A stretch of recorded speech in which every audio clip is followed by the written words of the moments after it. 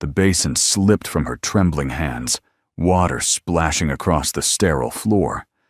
Room 307 was silent except for the mechanical wheeze of the ventilator, and Amina stood frozen, staring at the man who wasn't supposed to move. His eyes were still closed, his face still gray as death, but his hand had just twitched. Not the random muscle spasm the nurses had warned her about. This was different. This was deliberate. And in that moment, standing in a pool of soapy water at 2:47 a.m., the poor cleaning girl realized she had just touched something beyond medicine, beyond logic, beyond anything the expensive doctors upstairs could explain. Let me take you back. Back to where it all began. Back to the moment when destiny dressed itself as coincidence and walked through the automatic doors of Lagos Private Medical Center on a Wednesday afternoon that would change 2 lives forever. Before we dive deeper, let us know in the comments where you're watching from. We'd love to hear from you. And if you're new here, click on the subscribe button so you never miss any of our upcoming videos. Amina was invisible. That's what 17 years of poverty teaches you. How to move through the world without taking up space. How to clean around people who never see you. How to exist in the margins where nobody looks.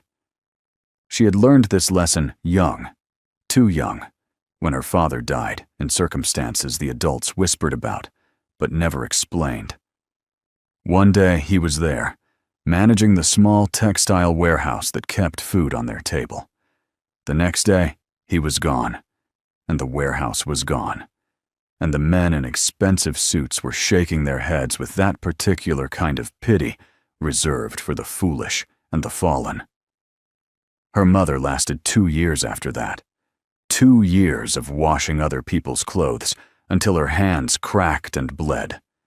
When the fever took her, Amina was 15 and alone, armed with nothing but her mother's last words. Your kindness will be your compass. Even when the world is dark, let it guide you. Now, at 17, Amina worked the night shift at Lagos Private Medical Center, mopping floors that cost more per square meter than everything she owned. She moved quietly through the sanitized hallways, grateful for the job, grateful for the small room in Auntie Folake's compound where she slept on a mat, grateful for the leftovers from the hospital cafeteria that kept her fed. Girl, you, come here. Amina turned to see Sister Ngozi, the head nurse on the 4th floor, beckoning urgently from the nurses' station. Sister Ngozi was a fortress of a woman, broad-shouldered and sharp-eyed, the kind of person who ran an entire hospital wing through sheer force of will. Yes, Ma. Amina set down her mop bucket and approached, head slightly bowed. You know room 307? Everyone knew room 307. It had been occupied for 6 weeks by Mr. Adewale, a name spoken in hushed tones, even in a hospital where discretion was policy. Yes, Ma. Sister Ngozi's expression was difficult to read. The patient needs bathing. Proper bathing. The family has been complaining about bed sores, about hygiene. 3 nurses have refused. I need someone who will just do the job without drama. Amina's heart began to pound. Ma, I'm not trained for. I will supervise. I will tell you exactly what to do. But you will be the one touching him. Sister Ngozi's voice dropped. The others say he's cursed, that his body carries something unnatural, superstitious nonsense, but I can't force them. Amina thought about her small room, about the rent due in 5 days, about the way Auntie Folake's patience was wearing thin. She thought about her mother's hands, cracked and bleeding from work no one else wanted. I'll do it, Ma. Room 307 was different from the other hospital rooms Amina had cleaned. The air itself felt heavier, thicker, as if grief had mass and weight. The man in the bed was tall, broad-shouldered, clearly someone who had once commanded spaces with his physical presence, But illness had diminished him. His skin had a grayish pallor, his cheeks sunken, his expensive silk pajamas hanging loose on a frame that was slowly forgetting how to be human. The machines around him beeped and hummed their mechanical lullabies. Heart monitor, ventilator, IV drip, feeding tube. All the apparatus of modern medicine working overtime to keep a body alive, while whatever made it a person remained stubbornly elsewhere. Sister Ngozi walked Amina through the process: how to position the bed, how to prepare the basin of warm water, which soap to use, how to support the head and neck, how to move limbs gently. It was more complex than Amina had imagined, more intimate. "I'll do the first side with you watching," Sister Ngozi said. "Then you'll do the second side with me watching. After tonight, you'll do it alone. The family wants it done daily. Same time, 2 a.m., when the floor's quiet. Can you handle that?" Amina nodded, not trusting her voice. Then it was her turn. Her hands shook as she wrung out the washcloth. She approached the right side of the bed, and for the first time, looked directly at Mr. Adewale's face. He had been handsome once. You could see it in the bone structure, the broad forehead, the strong jaw. But his face, even in unconsciousness, held tension. This was a man who had carried something heavy for a long time. "Go on," Sister Ngozi prompted. "Talk to him. Let him know what you're doing." Amina cleared her throat. "Mr. Adewale, sir. My name is Amina. I'm going to bathe your right arm now. The water is warm. I'll be very gentle." She touched him, and the world tilted.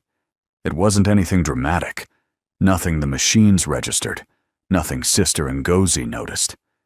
But Amina felt it, a current, a connection, something flowing between her palm and his skin that had nothing to do with temperature or texture. For just a second, just a heartbeat, she could swear she felt him feel her.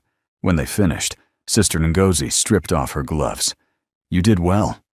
Tomorrow night, same time, you'll do it alone." That night, lying on her mat, Amina couldn't sleep.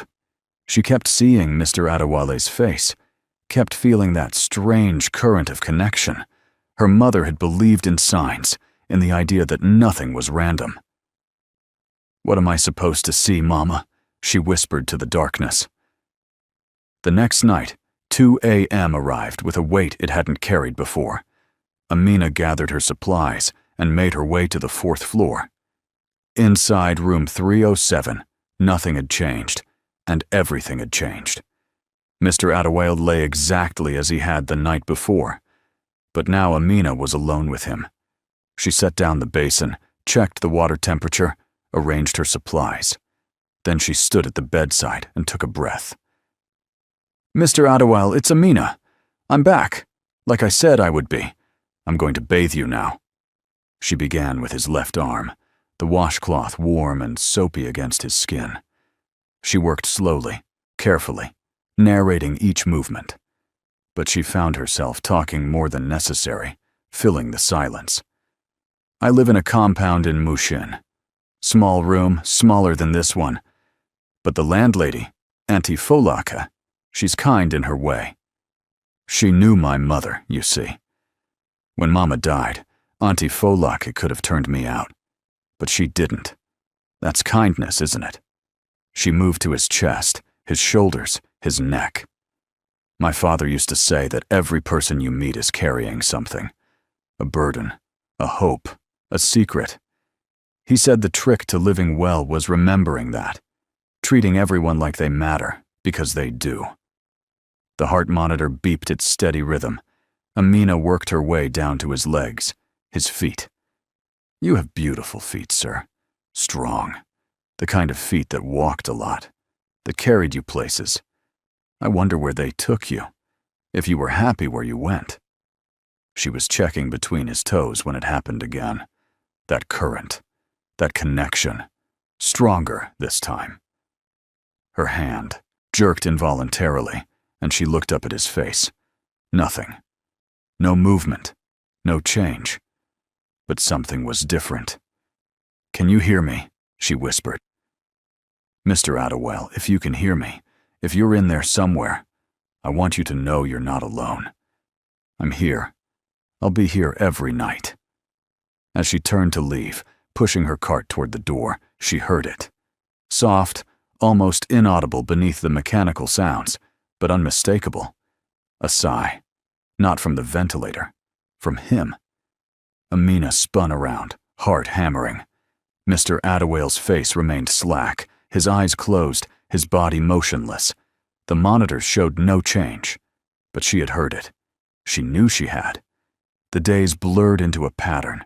Work during the day, sleep in the afternoon, then the hospital at night. And every night, room 307. Every night, the bath, the narration, the one-sided conversation that felt increasingly less one-sided.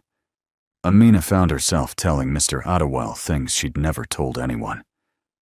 "I had dreams once," she told him on the 5th night. "Silly dreams. I wanted to be a teacher. I loved school, loved learning, loved the way knowledge could open doors you didn't even know existed. But when Papa died, school ended. There was no money." She paused, wrung out the washcloth. "But you know what I realized. Being invisible has its advantages. You see things other people miss. You learn that everyone is carrying something." The changes were subtle but cumulative. By the end of the first week, his skin had more color. By the end of the second, she was certain his breathing was deeper, more natural. The nurses said nothing. The monitors registered nothing. But Amina knew bodies, and this body was tuning itself to a frequency it had lost. On the 15th night, she arrived to find Sister Ngozi waiting outside room 307. "We need to talk." Amina's stomach dropped. "Did I do something wrong, Ma?" "That's what I'm trying to figure out. The family came today. Mr. Attewell's daughter, she noticed changes. Skin condition improved, muscle tone better. She demanded to know what we'd been doing differently.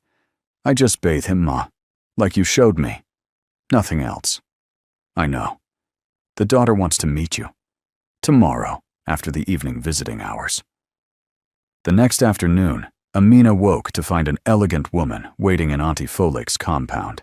She was perhaps 40, beautiful in that polished way that came from having resources and time. "Are you Amina?" the woman asked. "Yes, Ma." "I'm Dr. Kemi Attewell. I needed to speak with you." She gestured toward Amina's small room. "May we talk?" Inside, they sat on the mat, and for a moment neither spoke. Dr. Kemi seemed to be gathering herself. "How old are you?" 17, Ma. "And you're the one who's been bathing my father." "Yes, Ma." "My father has been in that coma for 6 weeks. Nothing changed. Nothing helped. Then 2 weeks ago, I noticed small changes. The doctor said it was wishful thinking. But I know my father." Dr. Kemi leaned forward. "I reviewed the night logs. The only change in his care routine was you. What are you doing in that room every night?" "I bathe him, Ma. Like Sister Ngozi showed me. I talk to him while I work. That's all." "What do you talk about?" Amina told her. About her father and mother, about loss and loneliness, about dreams deferred and poverty's weight, about feeling invisible. When she finished, Dr. Kemi was crying openly. "I'm the eldest of 3 children. My father was a hard man, a ruthless businessman. We feared him more than we loved him. And then one day, he collapsed. Alone. Always alone, even surrounded by people." She wiped her eyes. "The doctors say he'll probably never wake up. They say we should start thinking about long-term care facilities. But now, for the first time, I have hope." "So talk to him," Amina said. "He can't judge you. He can't interrupt. Maybe this is your chance to say everything you couldn't say before." Dr. Kemi looked at her with raw desperation. "I've tried. I sit there and all the words disappear. She stood. Tonight's meeting is just a formality. The family wants to see who's caring for him. But I wanted to meet you first, to thank you. Whatever you're doing, it's working. Keep doing it. Please. That night, the family consultation room felt like stepping into a different world. Dr. Kemi was there, along with her 2 siblings. Mr. Tunde Adewale, the eldest son, was a lawyer with sharp eyes. Mrs. Grace Adewale Williams, the youngest, was a business executive who radiated ruthless competence.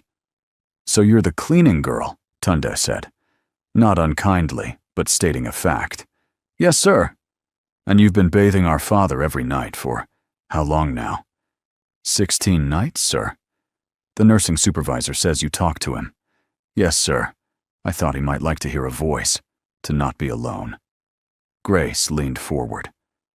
"What do you talk about?" "My life, mostly. Small things." "Why?" "Because I know what it's like to be alone, to feel invisible." I thought maybe he felt the same way. Tunde spoke quietly. "Our father was not a kind man. He built his fortune by crushing competitors, by being harder and smarter and more ruthless than anyone else." "That he was feared more than loved," Amina said. "Yes, sir. But fear and love aren't the only things that matter. Sometimes people just need to know they're not forgotten." The room fell silent. Finally, Dr. Kemi spoke. "Continue. Please continue what you're doing. We'll pay you separately." "I don't want more money, Ma. If you pay me extra, this becomes a job. Right now, it's something else. Something that matters to me. I don't want to lose that." Tunde walked to the window. "Our father used to say that everyone has a price. Everyone wants something." He turned back. "What do you want?" "To not be invisible," Amina said simply. "To matter. To have my life mean something beyond survival. And talking to a comatose man does, tonight, more natural. His skin had color, warmth. She was washing his face when she saw it. His eyes, closed for 6 weeks, moved beneath the lids. Rapid eye movement, like he was dreaming. "Mr. Adewale, sir, can you hear me?" The eye movement stopped, but she knew she'd seen it. "If you can hear me, if you're trying to wake up, I need you to know something. Your children are waiting. They need you. Not the hard man, not the ruthless businessman. They need their father." If you're still watching up to now, type "I'm still here" in the comment section. The days began to blur together. On the 20th night, his hand moved again. Clear, deliberate, unmistakable. On the 23rd night, his eyes opened halfway. Unfocused, but open. On the 25th night, his lips moved, forming shapes around sounds he couldn't yet make. The nursing staff noticed now. Doctors were called. Tests were ordered. Room 307 became the center of attention, and Amina found herself caught in a spotlight she'd spent her life avoiding. On the 30th night, everything changed. Amina arrived to find Dr. Kemi sitting in the visitor's chair, shoulders shaking with silent sobs. "Ma, what's wrong?" He spoke, Kemi said, looking up. "This afternoon, just one word. He said my name." "Ma, that's wonderful." "Is it? 30 years I've been waiting to hear my father say my name with tenderness. And now, when he's barely conscious, now I hear it." She laughed brokenly. "But I heard something I've never heard from him before." "What did you hear, Ma?" "Regret." "Talk to him," Amina said gently. "Tonight. Stay for the bath. Tell him everything you've wanted to say." So that night, for the first time, Amina wasn't alone. Kemi stayed, standing at the window at first, then moving closer, then finally pulling a chair beside the bed. Amina worked her normal routine while Kemi spoke. "Papa, it's me. Kemi. I don't know if you can understand me, but I need to try. I've been so angry at you for so long. for being cold, for making us afraid to fail, for turning love into a transaction. Mr. Attawale's heart monitor showed a slight increase in rhythm. But I've been thinking about your life. You never talked about your childhood, about how you built everything from nothing. You never let us see your vulnerability. And I think you were protecting us in the only way you knew how. Tears streamed down Kemi's face. I have a daughter now, Papa. She's 5. Her name is Amara, after your mother. And sometimes I'm terrified I'll pass on all the hardness I learned from you. She paused. But then I remember. You gave me education. You gave me opportunities. And maybe that was love, Papa. Maybe that was the best you knew how to give. Amina moved to his legs, the room charged with something beyond medicine. If you can hear me, Papa, if you're fighting to come back, I want you to know. I forgive you. For all of it. I forgive you because I'm starting to understand that you were just as trapped as we were. And then it happened. Mr. Attawale's hand moved, not just a twitch.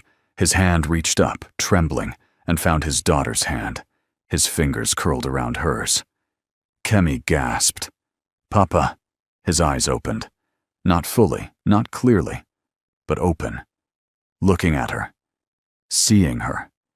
And his lips moved, forming a word that came out as barely more than breath. Sorry. Kemi collapsed onto the bed, sobbing, holding her father's hand. Amina stepped back, giving them space. But as she moved toward the window, she caught Mr. Attawale's gaze. Even through the fog of his slow return, his eyes found Amina's. And in them, she saw recognition, gratitude, understanding. He knew. He knew she had been there every night. He knew her voice had been the thread he followed back. The next days were chaos. Word spread that the impossible patient was recovering. Doctors came to observe. The family's visits increased.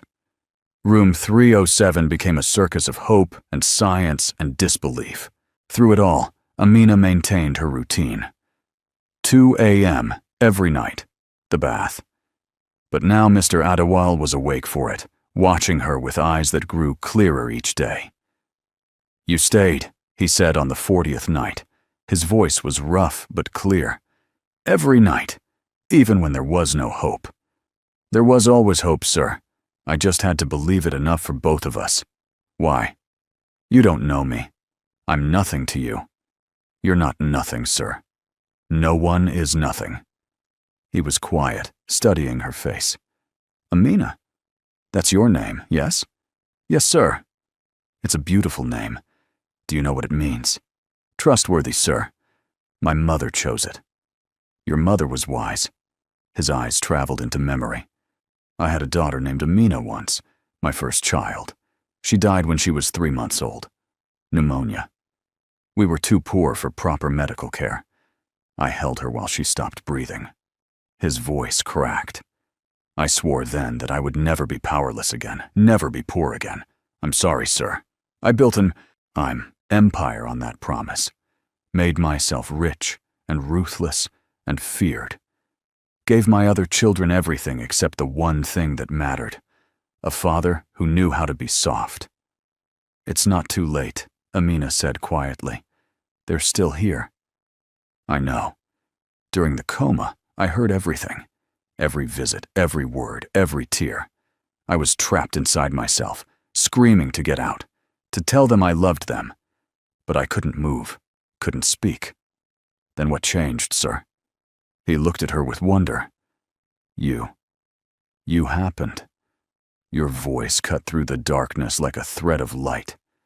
Every night you came and talked to me like I mattered. And slowly, I found I could follow that thread.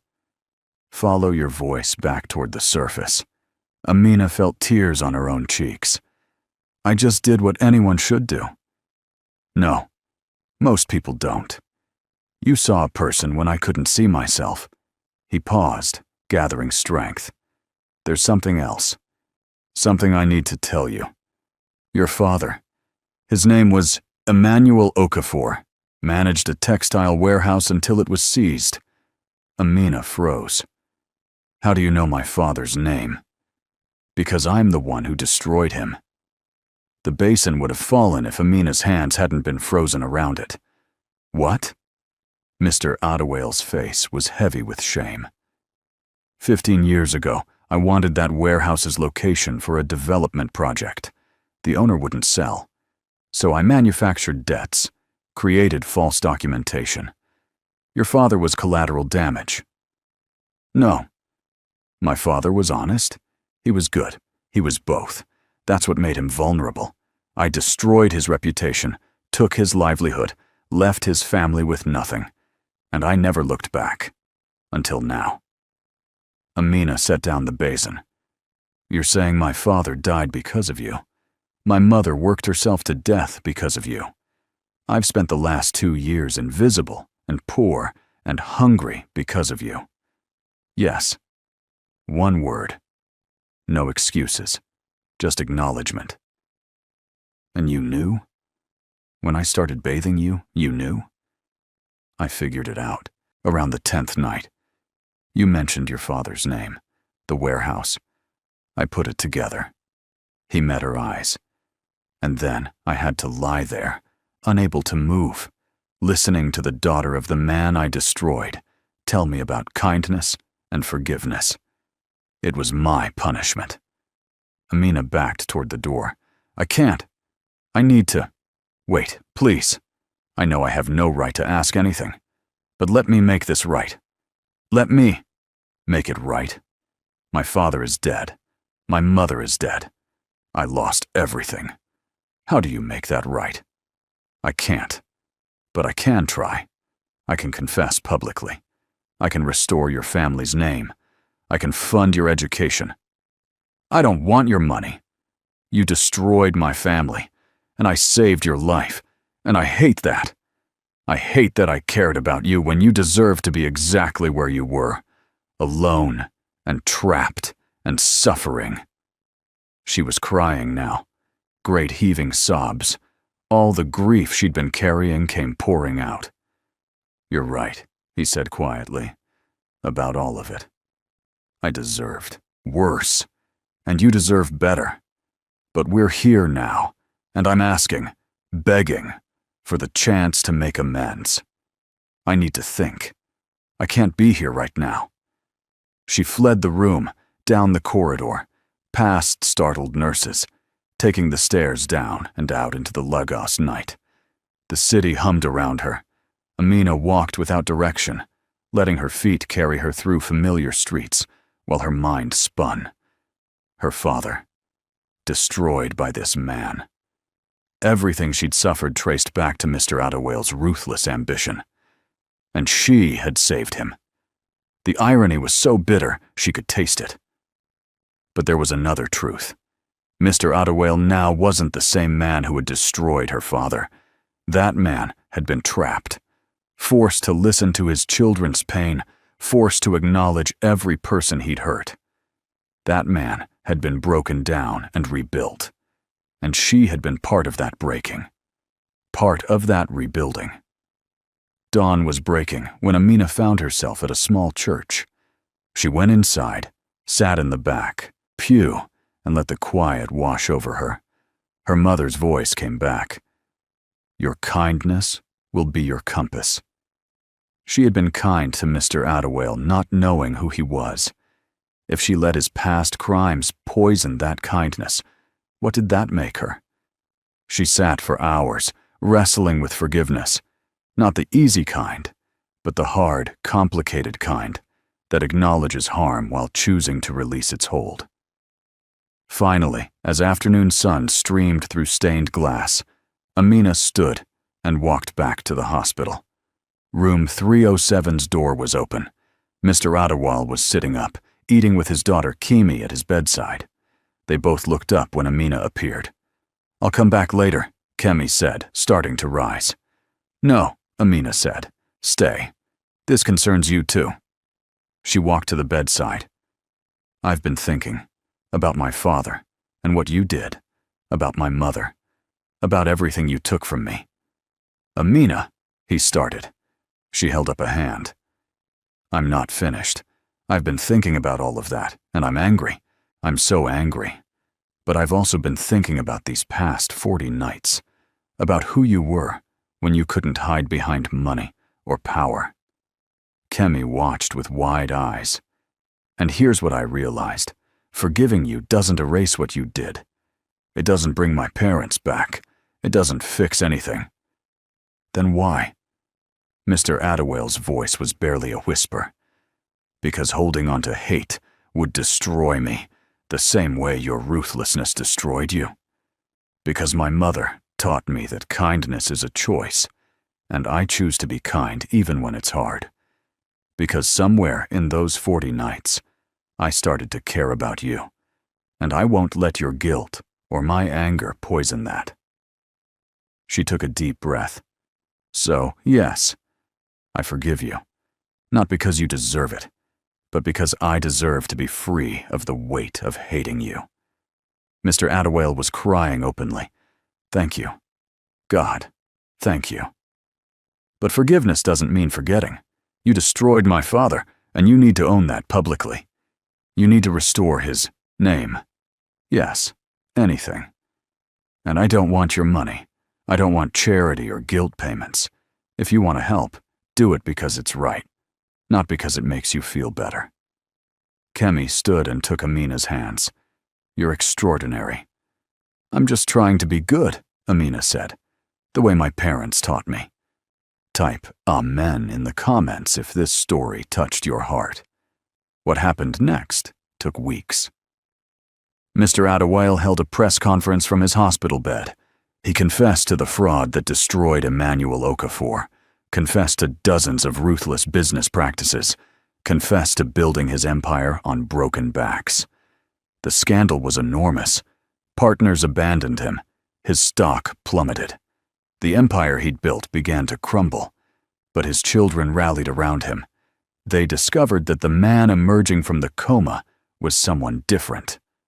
Someone capable of remorse, of vulnerability, of love. Mr. Attawale established a foundation in Emmanuel Okafor's name, funding education for the children who had lost parents to poverty. He did it without fanfare, without publicity. He did it because it was right.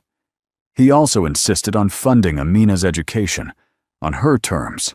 No strings, no publicity, no expectations, just tuition and living expenses so she could stop working nights. I can't give you back what I took, he told her, but I can make sure you have the future you should have had. I don't want you to do this out of guilt, Amina said. I'm not. I'm doing it because you taught me something.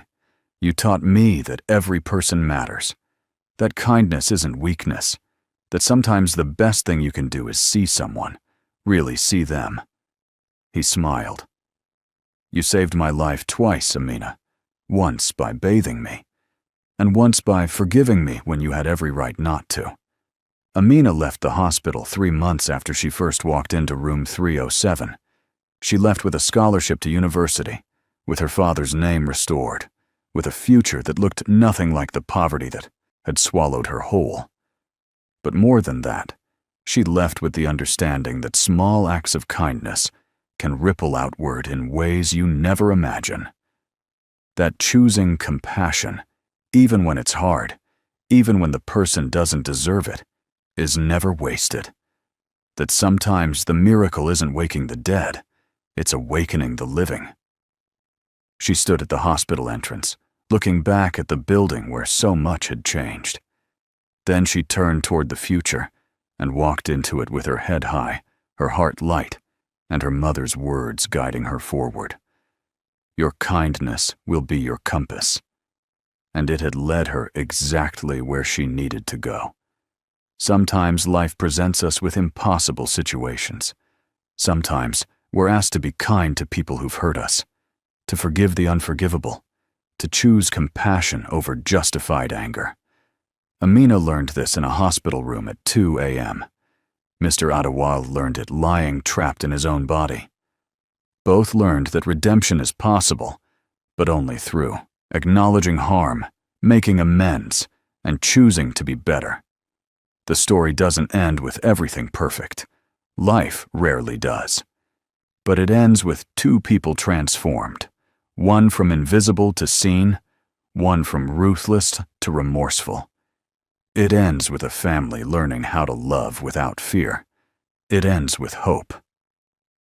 If this story touched you, if it made you think about forgiveness or kindness, or the power of seeing people as humans rather than obstacles, please like this video and subscribe to our channel.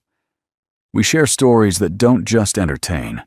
They stay with you, make you think, make you feel, maybe even make you want to be a little kinder.